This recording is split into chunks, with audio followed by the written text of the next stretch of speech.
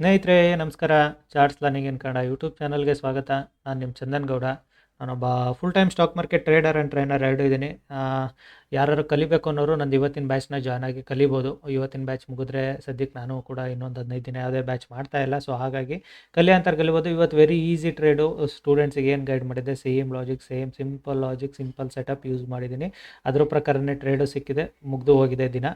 So ಇವತ್ತಿಂದು profit or loss ಬಗ್ಗೆ ಹೇಳೋದಾದರೆ almost captured ಇನ್ನೊಂದು 15 ರೂಪಾಯಿ ಕಡಿಮೆ 15,000.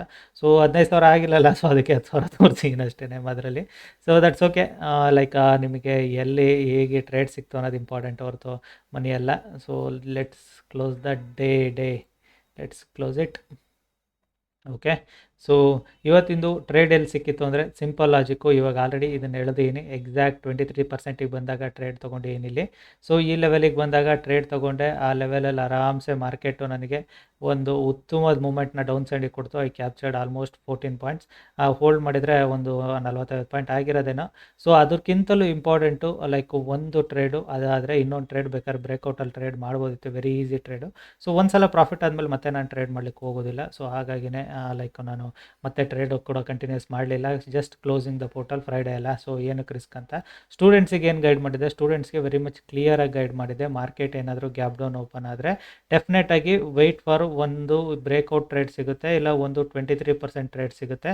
ಎರಡರಲ್ಲಿ ಒಂದು ಟ್ರೇಡ್ ಸಿಗುತ್ತೆ. ಬಿಕಾಸ್ ರೀಸನ್ ಕೂಡ ಇಷ್ಟೇ, ನಮ್ಮ ಸ್ಟ್ರಾಟಜೀಸ್ ಪ್ರಕಾರ ಎಕ್ಸಾಕ್ಟಾಗಿ ಮಾರ್ಕೆಟು ವೈಡ್ ರೇಂಜ್ ಆಗಿದೆ. ಸೊ ಮಾರ್ಕೆಟಲ್ಲಿ ಆಲ್ರೆಡಿ ನಿನ್ನೆ ಎಷ್ಟು ಮೂಮೆಂಟ್ ಆಗಿತ್ತು, ನಿನ್ನೆ moment is this much. So ನಿನ್ನೆ ಆಲ್ರೆಡಿ 340 ಪಾಯಿಂಟ್ ಮೂಮೆಂಟ್ ಆಗಿತ್ತು. ಸೊ ನಿನ್ನೆ ಆಲ್ರೆಡಿ ಎಷ್ಟಾಗಿತ್ತು, ನಿನ್ನೆ ಆಲ್ರೆಡಿ 200 ಪಾಯಿಂಟ್ ಮೂವ್ಮೆಂಟ್ ಆಗಿತ್ತು.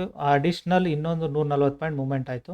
ಸೊ ವೈಡ್ ರೇಂಜ್ ಆದಾಗ ಮಾರ್ಕೆಟ್ ಸೈಡ್ವೇಸ್ ಆಗಬೇಕು. ಸೈಡ್ವೇಸ್ ಆದರೆ ನಮ್ಮ ಲೈನ್ಸ್ಗಳು ತುಂಬ ಸೂಪರಾಗಿ ವರ್ಕ್ ಆಗ್ತವೆ. ಸೊ ಅದೇ ರೀಸನ್ಗೆ ಆರಾಮ್ಸೆ ವೆಯ್ಟ್ ಮಾಡಿ ಟ್ರೇಡ್ ಎತ್ಕೊಂಡಿರೋದು ಇದು.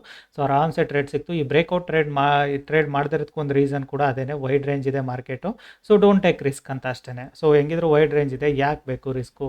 ಬ್ರೇಕ್ಔಟ್ ಟ್ರೇಡ್ ಫೇಲ್ಯೂರ್ ಆಗೋ ಚಾನ್ಸಸ್ ಕೂಡ ಇರುತ್ತೆ ವೈಡ್ ರೇಂಜಲ್ಲಿ ಅಂತ. ಬಟ್ ಬ್ರೇಕ್ಔಟಲ್ಲಿ ಟ್ರೇಡ್ ಮಾಡಿರೋದು ಸ್ಟೂಡೆಂಟ್ಸ್ಗಳು ಇವತ್ತು ತುಂಬ ಜನದ ಮೆಸೇಜ್ ಬಂದಿದೆ. ತುಂಬ ಜನ 23%ಅಲ್ಲಿ ಮಾಡಿದ್ದೀರಾ. ನಿಮ್ಮ ಮೆಸೇಜ್ಗಳಿಗೂ ನಾನು ನೋಡಿದ್ದೀನಿ. Happy to see. Same logic, same setup, same thing ನಾನು ಕೂಡ ಯೂಸ್ ಮಾಡಿರೋದು. ಸೊ ಇವಾಗ present let's drag it fibo to down side. ಇದರಲ್ಲಿ ಯಾವುದೇ ಕಾಲ ಜಾದು ಥರ ಲೈಕ್ ಕಣ್ಣು ಮುಚ್ಚಿಕಟ್ಟಿ ನಾನು ಒಳಗಡೆ ತೋರಿಸ್ತಾ ಇಲ್ಲ. ಇಲ್ಲಿ ಏನು ಕಣ್ಮುಂದೆ ಮಾಡ್ತಾ ಇದ್ದೀನಿ ಅದನ್ನೇ ಬಿಕಾಸ್ ಲೈನ್ಸು, ಫಿಬೊನಾಚಿ ಟೂಲು ಎಲ್ಲ ನಿಮಗೆ ಸಿಗುತ್ತೆ. ಬೇಕು ಅಂದರೆ ನೀವೇ ಯೂಸ್ ಮಾಡ್ಕೊಂಡು, ನೀವೇ ಕಲ್ತ್ಕೊಂಡು, ನೀವೇ ಟ್ರೇಡ್ ಮಾಡಿ. ಬೇಡ ಅಂತ ಹೇಳಲ್ಲ. ಜಾಯ್ನ್ ಆಗಿ ಕಲಿಯೋಂಥವ್ರು ಸ್ವಲ್ಪ ಕಲಿಬೇಕು. ಇದರಲ್ಲಿ ಇನ್ನೊಂದು ಸ್ವಲ್ಪ ಡೆಪ್ತಾಗಿ ನೋಡಬೇಕು ಅನ್ನೋರು ಜಾಯ್ನ್ ಆಗು ಕೂಡ ಕಲೀರಿ. ಅದರಲ್ಲಿ ಏನಿದೆ. So both are thing. ನೀವು ಏಕಲವ್ಯನಾರು ಆಗಿ, ಅರ್ಜುನನಾರು ಆಗಿ, ಅದರಲ್ಲಿ ನಿಮಗೆ ಸೇರಿದ್ದದು. ಇಲ್ಲ ನಾನು ಏಕಲವ್ಯನ ಥರ ಕಲಿತೀನಿ ಅಂದರೆ ಏಕಲವ್ಯನ ಥರ ಕಲಿತೀರಾ. ಒಂದಿನ ಮಾರ್ಕೆಟು ಹಿಟ್ ಬ್ಯಾಕ್ ಹೊಡೆದಾಗ ಬೆರಳು ನಿಮ್ಮ ಹೆಬ್ಬೆಟ್ಟು ಆರೋಗುತ್ತೆ. ಸೇಮ್ ಅರ್ಜುನನ ಥರ ಕಲೀರಿ. ಗುರು ಇಟ್ಕೊಂಡು, ಪೇಷನ್ಸ್ ಇಟ್ಕೊಂಡು ಕಲೀರಿ. ಆಲ್ವೇಸ್ ಈಸಿ ಆಗುತ್ತೆ ಮಾರ್ಕೆಟು.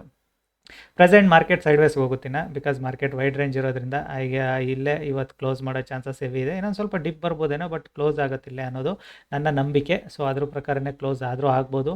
ಹೋಪ್ ಆಗುತ್ತೆ ಅಂದ್ಕೊಂಡಿದ್ದೀನಿ. ಓಕೆ, ಈ ವಿಡಿಯೋ ಇಷ್ಟ ಆದರೆ ದಯವಿಟ್ಟು ಲೈಕ್ ಮಾಡಿ, ಸಬ್ಸ್ಕ್ರೈಬ್ ಮಾಡಿ. Thank you all.